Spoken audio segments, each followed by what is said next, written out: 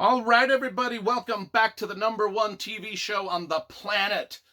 I am Brian Lee Durfee, author of The Forgetting Moon and The Blackest Heart, both books published by Simon & Schuster's Saga Press.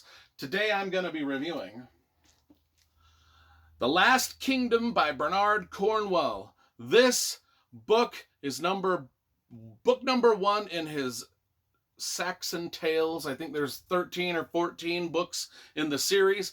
I have them all over here. We will just go ahead and take a look at that while I'm thinking of it. We'll pan through the library and we will scroll over here and show you all the books that I've got. My Bernard Cornwell. Those are the Saxon Tales. Anyway, let's go back over here to the main stage. Put that there, make sure it doesn't fall. Okay, I think we're good. Bernard Cornwell, book 1 of the Saxon Tales, The Last Kingdom, came out in 2005. Let's take a look at the cover, because you know I like graphic design and cover artwork. I think this is pretty simple. I mean, 2005, this is just a simple Photoshop of some Viking ships on the water.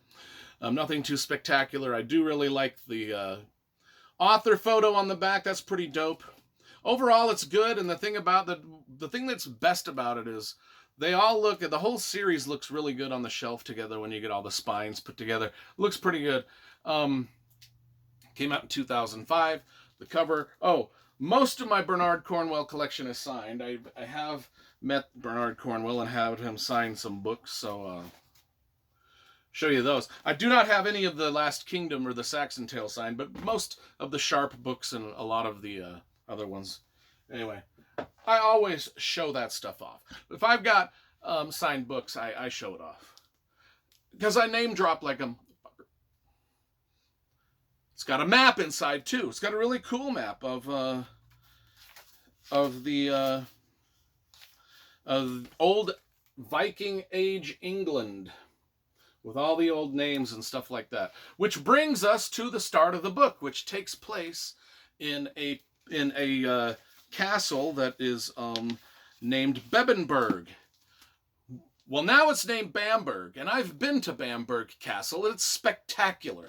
So, and one of the reasons I went to Bamberg Castle, because I knew that it was the main starting point for this series.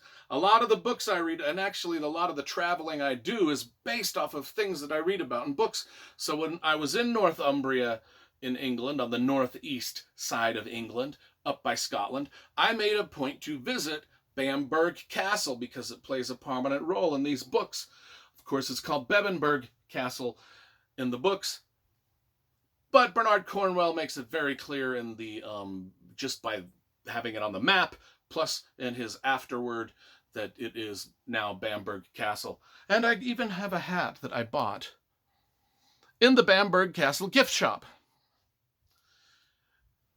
So Uhtred, son of Uhtred, son of Uhtred, son of Uhtred. That's what this is about. It starts in the year 866. When Uhtred is 10 years old, he's actually named Osbert. He's the second son of Uhtred.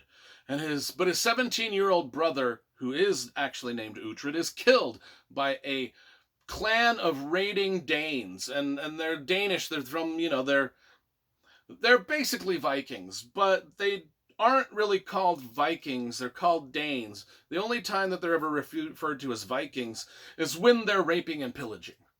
And that's when the people call them Vikings. But in other words, they just call them Danes, because there's a lot of Danes that were coming to England at the time that were actually just peaceful and wanting to settle and be farmers in a new land, and start a new life. But there were some that would suddenly abandon their farming and just decide to go rape and pillage, because it's what they did. They were Vikings, And so Bebbanburg Castle is where our young guy Osbert lives with his father and his brother Uhtred. Well, Uhtred is killed in one of these raids, and so now Osbert is the oldest son, and so he takes over the name of Uhtred, and then he's the son of Uhtred and the son of Uhtred. And then we've got 13 to 15 books just of Uhtred's life, starting with this one. So after that event happens, we jump to when he's older, a little bit older. He's more things happen. He is kidnapped by As a young man, he's kidnapped by Ragnar. Probably you recognize that name from the show Vikings. If you've watched the show Vikings, it's all about Ragnar. And I think that a lot of that ties in. A lot of that show and a lot of this kind of stuff ties in. But Ragnar, he becomes a slave to Ragnar, but he doesn't really mind being a slave to Ragnar because Ragnar's family actually kind of treats him better than his own family even did. So he becomes a young slave to this group of Vikings, and he doesn't really care.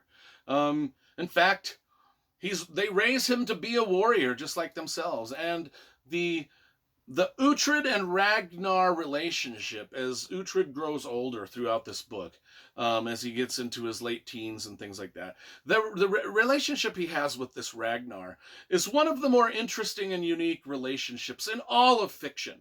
I mean, it's enjoyable to watch to read the dialogue that happens between them and all of their many interactions. It was just delightful.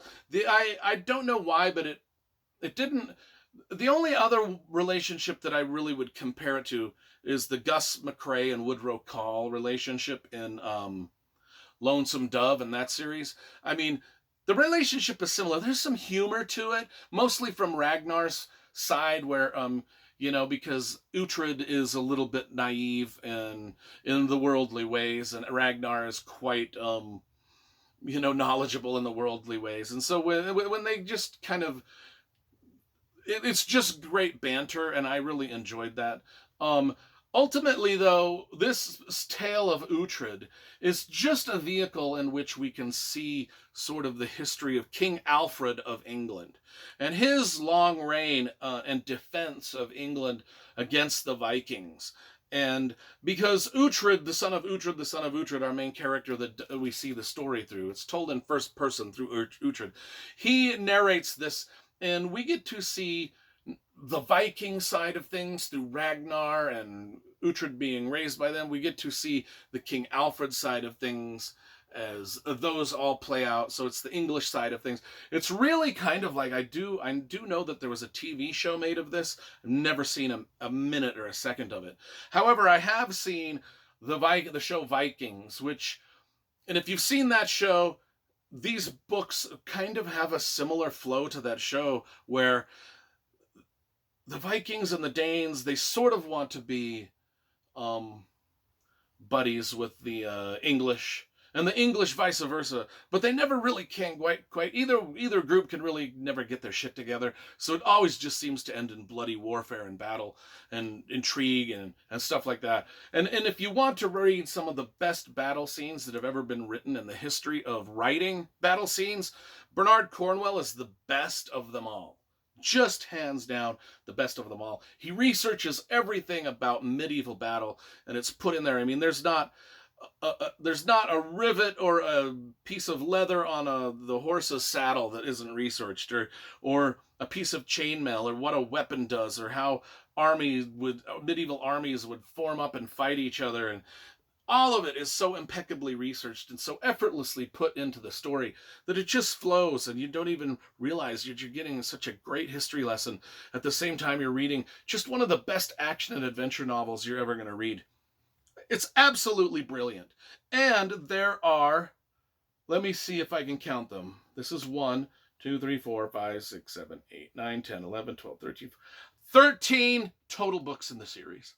Each one better than the next. The series never gets dull. We're going to be rereading all of them in order and over the next 5-6 years.